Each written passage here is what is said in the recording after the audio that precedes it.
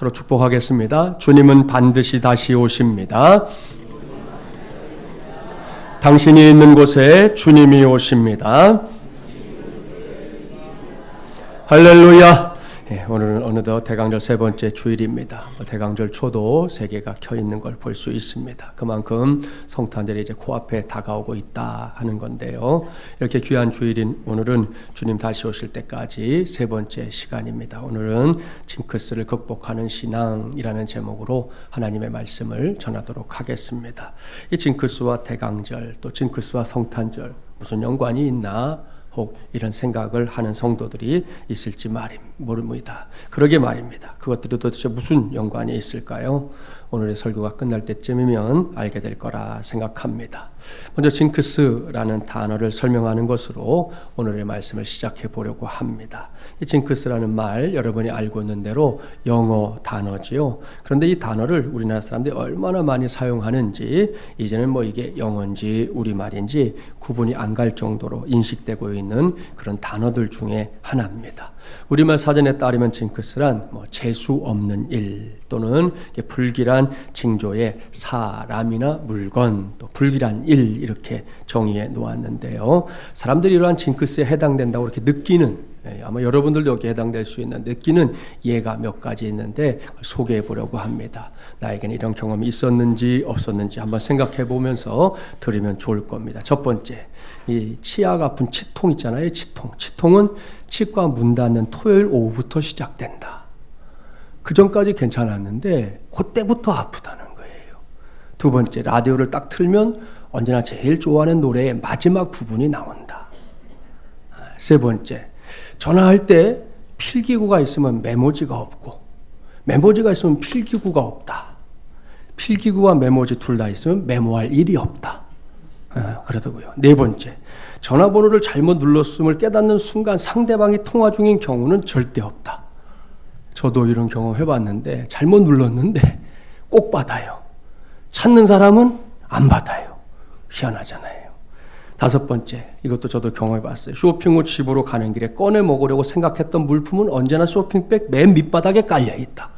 그렇죠. 먹기가 어려워요. 여섯 번째, 버스에서 오랜만에 듣는 좋은 노래가 나올라 치면 꼭 안내방송이 나옵니다. 다음 정거장은 이런 말이 나와가지고 제대로 못 듣죠. 일곱 번째, 사면서 좀 창피한데 이런 생각이 드는 물건일수록 계산대에서 바코드가 잘 찍히질 않아요. 이게 한 번에 딱 끝나야 되는데 두 번, 세 번 찍게 만든다는 거죠. 여덟 번째, 들고 있는 물건이 무거울수록 그리고 옮겨야 할 거리가 멀수록 코는 그만큼 더 가렵다. 경험해 보셨어요? 물건 들고 하필이면 코가 가려워. 긁을 수가 없잖아요. 그럴 때 있어요. 아홉 번째, 이것도 꼭 있어요. 코를 심하게 고는 사람이 항상 제일 먼저 잔다. 내가 먼저 자야 되는데 꼭 그 사람이 먼저 잔다는 거죠. 여러분 어떻습니까? 이런 유형의 일들 경험한 적 있으시죠? 이렇게 웃는 분들은 그런 경험이 있을 거예요. 그게 징크스랍니다. 저도 말씀드린 대로 몇 가지 경험해 본 게 있는데 이 정도는 그래도 양반이에요. 얼마든지 애교로 봐줄 수 있어요. 문제는 징크스가 거기서 그치지 않는다는 데 있습니다. 종종 이렇게 봐줄 수 있는 선을 훌쩍 넘어서서 막대한 지장을 초래하거나 큰 문제를 일으키는 징크스들도 있다는 겁니다. 그래서 고개를 절레절레 흔들게 하는데요. 이런 징크스를 가장 짧게 한마디로 표현하면 그건 액입니다. 이 액이 뭡니까? 세상 사람들이 뭔가 사연이 있거나 혹은 이 고비를 넘어가야 하는 일들을 만났을 때 사용하는 말이 있잖아요. 액땜한다. 그럴 때 쓰는 액이에요. 자, 여기까지 우리가 징크스를 몇 가지로 생각해 봤는데요. 이 모든 것을 총 정리해 보면 징크스란 뭐냐? 불행을 가져오는 모든 것. 그것을 의미하는 단어입니다. 이러한 징크스는 20세기 초 미국이 야구계에서 처음 사용했습니다. 그때를 기점으로 세계적으로 널리 퍼진 단어인데요. 그 후에 서양인들에게 가장 널리 알려진 징크스, 그것은 13일의 금요일입니다. 아마 여러분 중에는 이 제목으로 만들어진 공포영화 본 사람들도 있을 겁니다. 그런가 하면 미국 사람 가운데 무려 2천만 명 이상이 13일의 금요일을 두려워한다. 이런 통계도 있습니다. 그뿐이 아닙니다. 지금도 영국 해군은 비상사태가 아니면 13일의 금요일은 아예 군함을 출항시키지도 않는다는 거예요. 그 이후에 뭔가 공포스러운 일들이 일어날 수 있다 생각하기 때문입니다. 참 대단한 일이죠. 그렇다면 왜 이런 징크스가 생겼을까요? 가장 많이 알려진 건 예수님께서 십자가에 못 박혀 돌아가시던 날, 그 참담한 날이 13일의 금요일이었다는 겁니다. 그래서 이런 징크스가 생겼다, 이렇게 주장하는 사람들이 제일 많습니다. 또 다른 이유는 중세시대에 있었던 십자군 전쟁과 관련이 있는데요. 그때 성지 순례자들을 보호할 목적으로 설립된 서방교회에 기사들 아시죠? 기사 수도회가 있었습니다. 그들은 템플 기사단이라고 불렸는데요. 이들은 사진에서 볼 수 있는 것처럼 붉은색 십자가가 표시된 흰색 겉옷을 입고 다녔습니다. 아마도 중세시대를 다룬 영화를 보신 분들 가운데 이들을 봤던 적이 있는 분들이 있을 겁니다. 이들 기사단은 1118년에 설립됐습니다. 그 후에 나름대로 큰 역할을 감당하다가 놀랍게도 이들 모두가 전부 죽임을 당하던 날이 있었다는 거예요. 그 날이 공교롭게도 13일의 금요일이었습니다. 그로 인해 13일의 금요일 징크스가 생겼다. 이것이 두 번째 주장입니다. 사랑하는 마주물려난 가족 여러분, 여기까지가 13일의 금요일이라는 징크스에 관련된 대표적인 주장인데요. 여기서 우리 모두는 하나의 결론을 내리고 본론으로 들어가야 합니다. 그것은 13일의 금요일이라는 징크스의 첫 번째 원인으로 꼽히는 예수님의 십자가 사건에 대한 바른 이해입니다. 조금 전에 설명한 대로 서양 사람들이 13일의 금요일을 불행한 날로 여기는 이유, 그것은 예수님께서 그날 십자가에 달려 돌아가셨기 때문이다 그랬습니다. 매우 많은 사람들이 그렇게 생각한다는 거 아닙니까? 그러한 주장에 기초해서 만들어진 영화를 또 많이 본 우리나라 사람들 중에도 13일에 금요일이 되는 날을 불길한 날로, 우리식으로 표현하면 재수 없는 날로 여기는 사람들도 왕왕 있습니다. 결론부터 말씀드리면 이것은 매우 어리석은 생각입니다. 왜요? 사람들의 생각이 거기에 머물러 있는 건 예수님께서 이 짊어지셨던 십자가의 무게와 의미를 제대로 알지 못하기 때문입니다. 무슨 말이냐? 단언해서 말씀드립니다. 2000년 전에 저 골고다 언덕에 높이 세워졌던 예수님의 십자가는 겉으로 볼 때 분명히 패배 같습니다. 누가 봐도 그건 예수님이 세상에게든 사탄에게든 깨끗하게 진 것 같이 보인다는 말입니다. 그래서 그 앞에서 많은 사람들이 울었잖아요. 통곡했습니다. 제자들은 십자가에 달린 예수님 나 몰라라고 다들 도망쳤습니다. 반면에 종교 지도자들은 자신들이 이겼다, 완벽한 승리다, 이렇게 생각하면서 막 의기양양했습니다. 그러나 이것은 어디까지나 거대한 하나님의 역사에 있어서 그저 수박 겉핥기에 불과한, 그저 눈에 보이는 매우 일시적인 패배일 뿐이었습니다. 옳습니다. 예수님의 십자가는, 그 십자가의 궁극적인 의미는 결코 패배가 아닙니다. 승리인 줄 믿습니다. 그것도 세상 어느 곳으로도 결코 치를 수 없는 우리의 죄값을 완벽하게 치름으로 우리의 죄 문제를 해결하신 완벽한 승리였는 줄 믿습니다. 이러한 믿음과 확신은 십자가 사건으로 끝나지 않아요. 예수님의 십자가 사건은 돌아가신 예수님을 무덤에 장사 지낸 지 사흘 만에 부활 사건으로 이어졌습니다. 부활의 기적이 우리처럼 평범한 사람들이 살고 있는 이 세상 속에서 일어났다는 말입니다. 그렇습니다. 예수님께서 다시 살아나셨습니다. 우리의 죄와 허물을 대신하여 십자가에 달려 돌아가셨던 주님이 다시 살아나셨습니다. 우리를 죄에서 구원하기 위해 살아나셨고요, 우리에게 하나님의 자녀됨의 권세를 부어주기 위해 살아나셨습니다. 저와 여러분에게 우리의 생명이 단지 이 세상에서 끝나는 게 아니라는 걸 똑부러지게 가르쳐주기 위해 살아나셨습니다. 그렇습니다. 이 세상 너머에 엄연하게 존재하는 저 천국으로 이어지는 영생의 소망 붙잡게 하기 위해서 주님은 부활하셨습니다. 따라서 이제는 사탄도 사망도 무덤의 권세도 더 이상 우리에게는 두려워할 대상이 아닙니다. 예수 그리스도를 나의 주, 나의 하나님으로 고백하는 사람들에게 사탄과 그의 최강 무기였던 사망이 몽땅 다 무용지물이 된 거예요. 맥스 루케이더 목사님은 예수가 선택한 십자가라는 책에서 예수님의 부활을 이렇게 짧게 묘사합니다. 예수님은 어두운 무덤에서 사흘을 보내신 후 환한 웃음으로 부활의 아침 햇살 속으로 당당히 걸어 나오시며 초라한 루시퍼에게 그것이 제일 센 주먹이더냐라고 물으셨다. 그렇게 표현합니다. 할렐루야. 사랑하는 여러분, 참 대단하고 멋진 표현 아닙니까? 사탄인 루시퍼가 자신의 제일 센 주먹인 사망으로 예수님을 확실하게 KO시켰다, 이렇게 생각했다는 거예요. 그런데 예수님은 사흘 만에 그 사망의 자리에서 일어나면서 사탄에게 되묻습니다. 사탄아, 겨우 그거냐? 그게 너의 제일 센 주먹이냐? 이제 보니 별거 아니네. 이것이 부활하신 예수님께서 무덤문을 나서면서 외치신 위대한 승리의 외침입니다. 믿습니까? 할렐루야. 우리 중에는 성탄의 계절에 예수님의 십자가와 부활 사건을 언급하는 것이 뭔가 어색하다 느끼는 사람이 있을지도 모릅니다. 아닙니다. 절대로 어색하지 않습니다. 왜요? 예수 그리스도의 탄생, 그 성탄, 그 초림의 역사가 있어야만 예수님의 십자가 사건이 가능하기 때문에, 예수님의 부활 사건도 마찬가지, 예수님의 탄생 때문에 가능했습니다. 따라서 지금은 부활절이 아니지만 성탄절과 이 부활절의 연속성을 생각하면서 다시금 부활의 기적을 나의 것으로, 당신의 것으로, 우리의 것으로 확실하게 붙잡는 우리 모두가 되기를 주님의 이름으로 축복합니다. 할렐루야. 그러한 마음의 소원을 담아서 이제부터는 저를 따라서 점심 좀 있다고 드실 거니까 마지막 힘을 딱 내서 큰 소리로 한번 외쳐볼까요? 사망아 너의 쏘는 것이 어디 있느냐? 밥을 좀 이따 드린다니까. 네. 다시 제대로. 사망아 너의 쏘는 것이 어디 있느냐? 사망아 너의 이기는 것이 어디 있느냐? 이 썩을 것이 불가불 썩지 아니함을 입겠고 이 죽을 것이 죽지 아니함을 입으리로다. 주 예수를 구주로 믿은 고 암흑의 성도요, 주 예수께서 다시 오시는 그날에 부활의 몸으로 깨어날지어다. 할렐루야. 네, 우리 마지막 예랑 가족들은 이것이 김진철 목사가 장례식을 인도할 때 적어도 한 번씩은 꼭 외치는 부활의 선언이라는 거 다 알고 있을 겁니다. 이것은 결코 공허한 외침 아닙니다.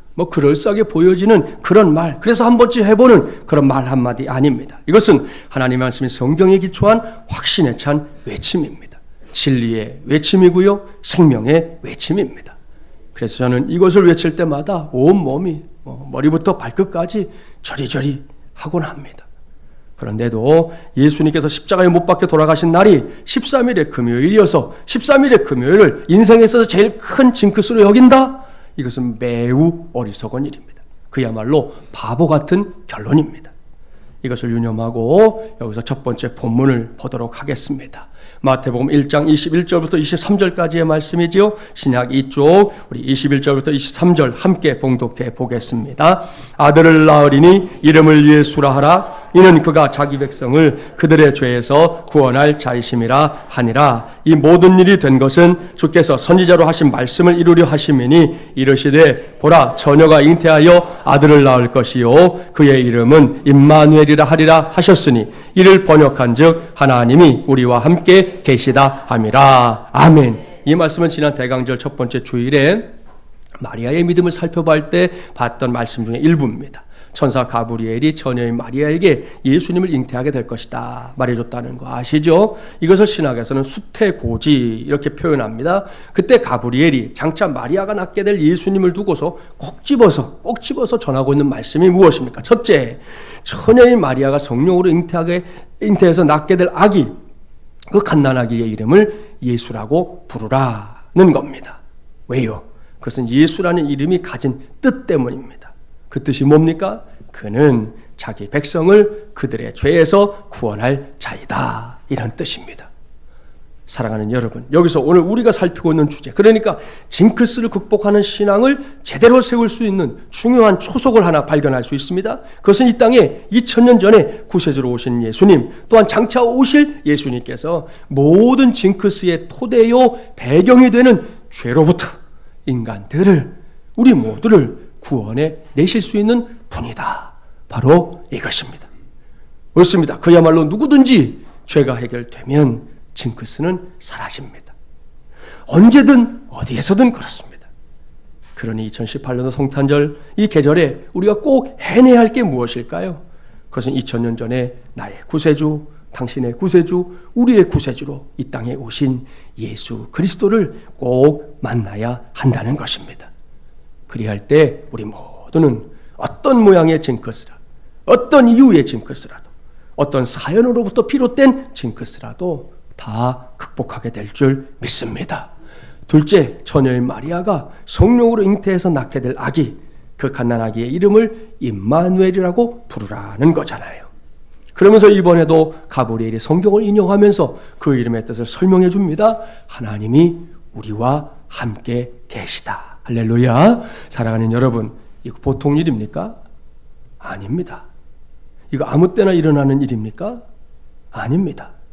이거 내가 좀 마음만 먹으면 언제든 경험할 수 있는 겁니까? 아니에요. 다 아닙니다. 생각해 보십시오. 저 바깥 세상에서 많이도 아니고 조금 유명한 사람하고도 한 자리에 이렇게 있는 게 쉽지 않아요. 반드시 뭔가 수고가 필요합니다. 뭔가 감수하는 게 있어야 된단 말이에요. 그게 정치인이든 뭐 경제인이든 연예인이든 간에 내가 좋아하는 그 누군가와 함께, 유명한 누군가와 함께 있을 수만 있다면 많은 사람들이 이것저것 내려놓고 포기하고 그 자리로 막 달려갑니다. 요즘 청소년들이나 청년들 보세요. 유명 걸그룹을 너무 좋아해가지고 자신의 생활 전부를 거기에다 초점을 맞추고 사는 사람들 의외로 많습니다. 하물며 전능하신 하나님이, 위대하신 하나님이, 창조주 하나님이, 나의 구원자이신 하나님이 나와 함께 계신답니다. 당신과 함께 계신답니다. 우리와 함께 계신답니다. 이게 보통 일이라는 거예요. 아니에요. 이게 아무 때나 일어나는 일입니까? 아닙니다. 이게 마음만 먹으면 경험할 수 있는 겁니까? 아니라는 거예요. 결코 아닙니다. 이건 놀라운 일이에요. 너무 놀라서 뒤로 벌러덩 넘어갈 수 있는 일이고요. 어마어마한 일이에요. 필설로는 다 설명할 수 없는 거예요. 그랬으면 참 좋겠는데 이렇게 기대하거나 상상조차 할 수 없는 일이죠. 그러니 임마누엘, 하나님이 우리와 함께 계시다, 이 말씀을 아멘으로 받아야 할까요? 노멘으로 받아야 할까요? 반드시 꼭 아멘으로 받아야 할 줄 믿습니다. 그래야 할 때 약속하신 대로 하나님이 함께 계시는 중에 나의 인생을 괴롭히고 나를 나약하게 만들고 나를 무너지게 만드는 모든 징크스들이 나의 삶에서, 당신의 삶에서, 우리의 삶에서 떠나게 될 줄 믿습니다. 이것이 예수 그리스도께서 이 땅에 오신 이유입니다. 의미입니다. 그러니 잊지 맙시다. 결코 잊지 맙시다.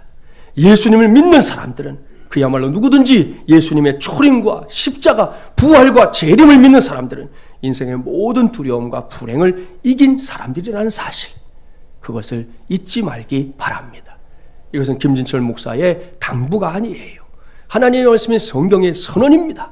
2000년 전에 이 땅에 오신 예수님의 말씀 직접 들어보십시오. 요한복음 16장 33절입니다. 이것을 너희에게 이르는 것은 너희로 내 안에서 평안을 누리게 하려 함이라. 세상에서는 너희가 환난을 당하나 담대하라. 내가 세상을 이기었노라. 아멘. 할렐루야. 믿습니까? 네, 믿음대로 될지어다. 바로 그 믿음으로 2018년도 대강절 절기를, 그리고 성탄의 계절을 이전보다 더 강하고 담대하게 살아가게 되기를 주님의 이름으로 축복합니다. 축복과 함께 이제 두 번째 본문으로 가보려고 그래요. 두 번째 본문은 구약 말씀인데요. 이 말씀을 보면 구약 시대에도 징크스를 극복하는 신앙에 관한 메시지가 그대로 들어있구나 확인할 수 있어요.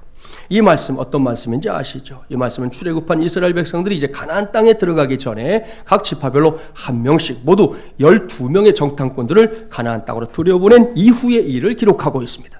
정탐꾼들은 모세로부터 가나안 정탐에 대한 사명을 부여받고 40일 동안 가나안 땅을 두루두루 정탐하고 돌아왔습니다. 그들은 정탐을 마치고 돌아올 때 그냥 맨손으로 돌아오지 않았어요. 본문 민수기 13장 25절부터 27절 함께 봉독해 볼까요? 25절부터 27절입니다. 40일 동안 땅을 정탐하기를 마치고 돌아와 바란강야 가데스에 이르러 모세와 아론과 이스라엘 자손의 온 회중에게 나와 그들에게 보고하고 그 땅에 과일을 보이고 모세에게 말하여 이르되 당신이 우리를 보낸 땅에 간즉 과연 그 땅에 젖과 꿀이 흐르는데 이것은 그 땅의 과일이니이다. 보십시오. 정탐꾼들은 가나안 땅에서 자라난 풍성한 과일들을 잔뜩 모아서, 그것도 그냥 이렇게 들고 온 게 아니라 성경을 보니까 막 어깨에 메고 개선장군처럼 돌아왔어요. 그 과일들의 크기, 생김새, 사람들의 입이 그냥 쩍 벌어지게 만들 만큼 대단한 것들이었습니다. 그러니 사람들의 가슴이 방망이질하기 시작합니다. 우와, 이제 저 가나안 땅에 들어가기만 하면 되겠네. 하나님께서 저 땅을 젖과 꿀이 흐르는 땅이라고 하시더니 빈말이 아니었네. 기타 등등. 그렇습니다. 하나님께서 저 땅을, 젖과 꿀이 흐르는 땅을 허락하실 때 우리는 들어가기만 하면 되는 거라는 거죠. 그야말로 요즘 하는 말로 불행 끝, 행복 시작, 그것만 남은 것 같아요. 그런데 오늘 주신 말씀은 안타깝게도 여기서 끝나지 않습니다. 28절, 29절 말씀 함께 봉독합니다. 그러나 그 땅 거주민은 강하고 성읍은 견고하고 심이 클 뿐 아니라 거기서 아낙 자손을 보았으며 아말렉인은 남방 땅에 거주하고 헤딘과 여부스인과 아모리인은 산지에 거주하고 가나안인은 해변과 요단가에 거주하더이다. 여기서 우리는 먼저 그러나라는 접속사에 주목해야 합니다. 앞서 가나안 땅의 그 풍성한 과일들 회중들 앞에 펼쳐놓아서 신바람이 나게 했던 사람들 중에 10명, 그러니까 여호수아와 갈렙을 제외한 10명의 정탐꾼들이 그러나라는 말로 사람들의 길을 꺾어놓고 있기 때문입니다. 이럴 때 그러나는 정말이지 마음에 들지 않아요. 그들은 그러나를 필두로 가나안 땅에 살고 있는 사람들이 매우 두려운 대상이다, 이렇게 소개하고 있습니다. 거기서 거인 족속인 아낙 자손들도 봤다고 사시나무 떨듯 덜덜덜덜 떨고 말하고 있는 것이죠. 급기야 이들이 어디까지 가고 있느냐? 33절 말씀 함께 봉독해 볼까요? 33절입니다. 거기서 네피림 후손인 아낙 자손의 거인들을 보았나니 우리는 스스로 보기에도 메뚜기 같으니 그들이 보기에도 그와 같았을 것이니라. 보십시오. 참으로 안타깝습니다. 깝깝한 노릇입니다. 거인족을 보고 돌아온 10명의 정탐꾼들이 하는 말을 들어보라는 겁니다. 그들은 그 누구도 뭐라고 하지 않았는데 스스로를 메뚜기로 표현하면서 자신들의 두려움을 극대화시키고 있습니다. 저는 평소에 이것을 메뚜기 컴플렉스 이렇게 부릅니다. 매사 자신을 보잘것없는 존재로, 약하디 약한 존재로, 그야말로 아무것도 할 수 없는 존재로 규정하고 단정 짓고 오로지 그런 생각에 사로잡히는 것 말입니다. 생각보다 이런 생각 속에 빠져가는 사람들이 많아요. 그리고 누구든지 이런 생각 속에 한번 빠져버리면 정말이지 거기서 헤어나오는 게 너무 어렵습니다. 나는 하나님을 믿노라 이렇게 말하는 성도들 가운데도 이러한 메뚜기 컴플렉스 때문에 어려움을 안고 살아가는, 이것을 큰 징크스로 안고 살아가는 사람들이 많이 있습니다. 앞서 13일의 금요일이라는 서양인들의 징크스 소개했는데요. 우리나라 사람들이 따로 갖고 있는 숫자에 대한 징크스 다 아실 거예요. 그것은 아라비아 숫자 가운데 4에 대한 징크스입니다. 이걸 한자에 죽을 사자로 생각해서 웬만하면 사용하지 않으려고 합니다. 언젠가 병원에 신방 갔는데 503호, 그래서 조금도 주저하지 않고 5층을 딱 누르고 엘리베이터 타고 올라갔죠. 503호가 없어요. 603호만 있는 거예요. 왠지 아시겠죠? 사자를 안 썼으니까 4층에 5로 시작하는 병실을 만든 거죠. 우리 교회 몇 층이에요? 하필이면 4층이에요. 여기 공식적으로 501호고요. 저기가 502호예요.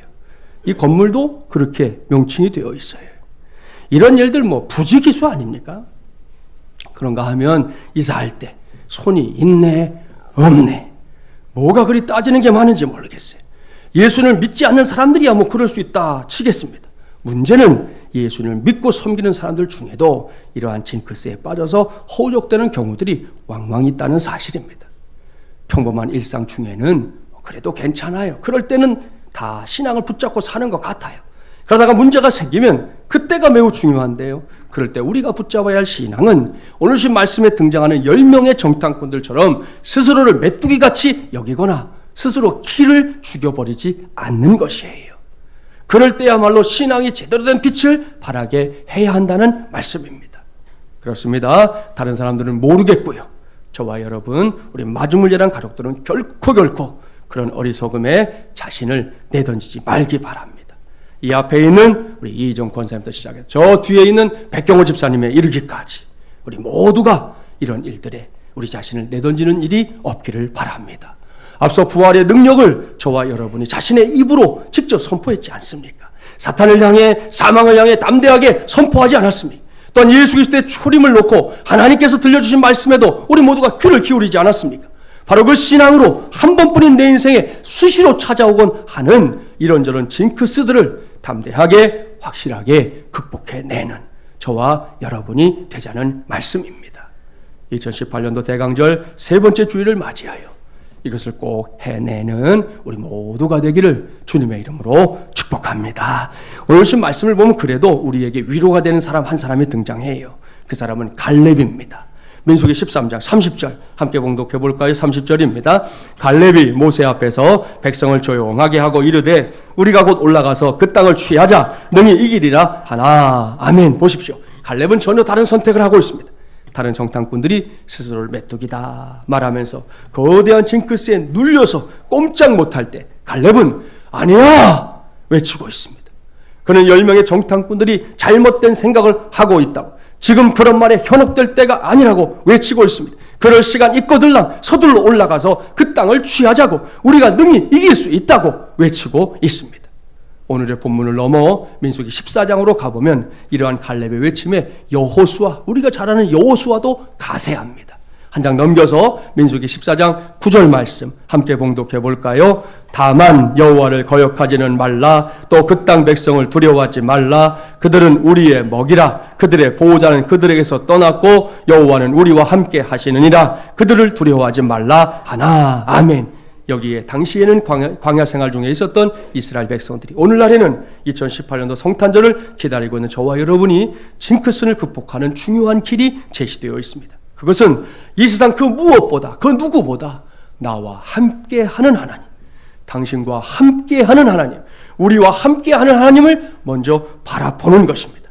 언제나 어디서나 제일 먼저 하나님의 임재, 하나님의 능력을 확신하라는 말씀이에요. 이것이 신약시대로 넘어오면 앞서 설명했었던 임마누엘의 신앙이 된다는 것, 이제는 다 아시죠? 그렇습니다. 목사인 저도 성도인 여러분도 이 신앙을 붙잡기만 한다면 세상에 둘도 없는 징크스라 할지라도, 그 징크스의 아버지라 할지라도, 그 징크스의 할아버지라 할지라도 더 이상 우리에게 손댈 수 없을 줄 믿습니다. 하나님을 향한 확고부동한 우리의 신앙을 주저앉게 만드는 징크스 역시 우리 곁에 남아 있지 않게 될 줄 믿습니다. 그런 믿음으로 가나안 땅을 향해 나아갔던 여호수아와 갈렙을 보십시오. 모세와 함께 애굽에서 빠져나왔던 출애굽 1세대들 가운데 딱 두 사람만 그 약속의 땅, 젖과 꿀이 흐르는 땅, 축복의 땅에 들어갔습니다.